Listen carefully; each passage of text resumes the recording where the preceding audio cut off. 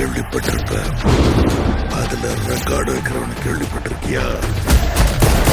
ஜனநாயகம் படம் எப்போ தான் ரிலீஸ் ஆகுதுன்னு பார்க்கலாம்.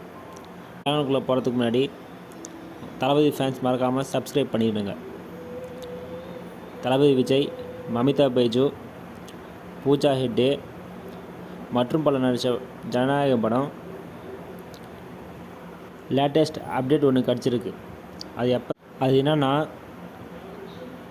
ஜனநாயக படத்தை தயாரித்த கேவலம் ப்ரொடக்ஷனுக்கு ரிவைசிங் கமிட்டியிலேருந்து நேற்று மெயில் வந்துடுச்சு.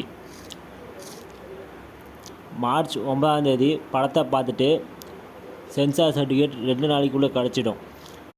உடனே ரிலீஸ் பண்ணலான்னு பார்த்தா அதுக்குள்ளே எலெக்ஷன் வந்துடும்.